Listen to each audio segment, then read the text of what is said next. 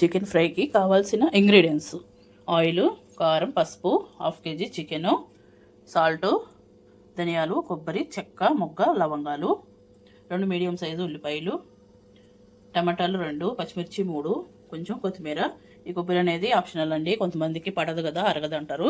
మీకు నచ్చకపోతే స్కిప్ చేసేయచ్చు. పొయ్యి మీద బండి పెట్టుకున్నాను, హీట్ కూడా అయింది. రెడీ చేసేద్దాం ఇంకా చికెన్ ఫ్రై. ఆయిల్ వేసుకుందామండి. 3 టేబుల్ స్పూన్ ఆయిల్,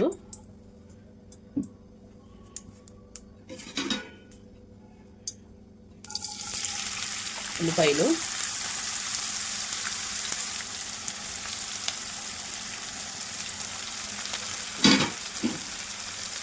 ఇప్పుడే పసుపు వేసేసుకున్నాం, సాల్ట్, త్వరగా ఫ్రై అవుతాయండి.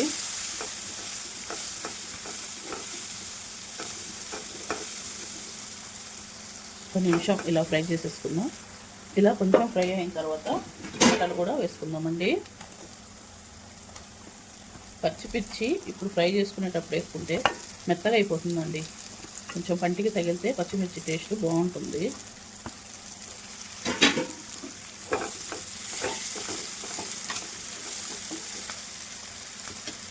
చూసారు కదా, ఇలా వేసుకున్నప్పుడే చికెన్ కూడా వేసేస్తున్నాం.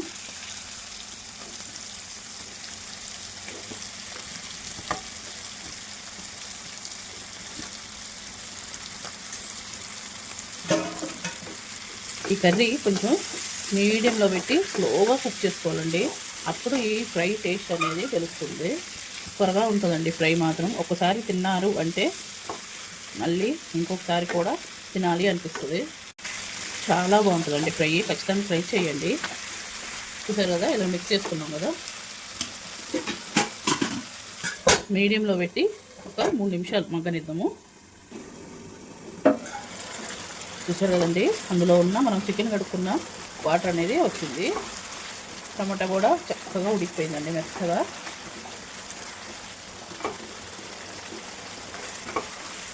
ఈ వాటర్ కూడా ఎగిరిపోయే వరకు ఇంకొక నిమిషం ఇలాగే ఫ్రై చేసుకుంటే వాటర్ అనేది పోతుంది. అప్పుడు మనం కారం వేసుకుందాం. ఒక్క నిమిషం. చూసారా, ఆయిల్ పైకి వచ్చేసింది. ఇప్పుడు పచ్చిమిర్చి, కారం,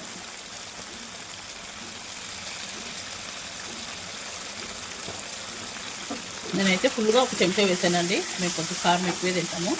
తక్కువ తినేవాళ్ళైతే 1/2 స్పూను అలా తగ్గించి వేసుకోండి, మీకు టేస్ట్ తగినంత.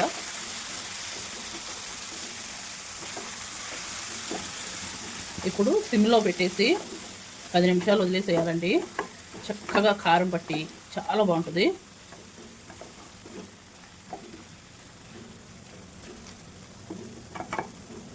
పది నిమిషాలు సిమ్లోనే పెట్టి వదిలేసేద్దాం.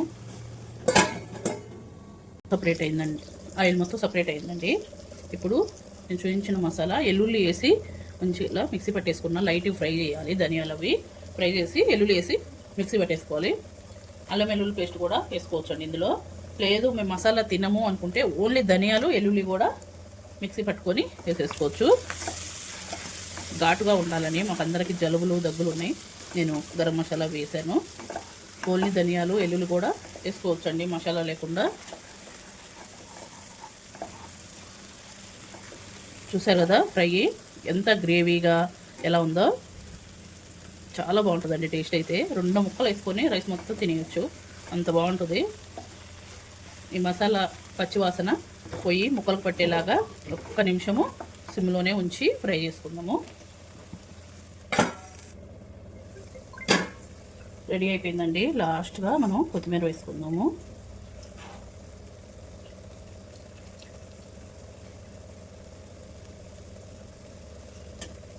చూసారు కదండి,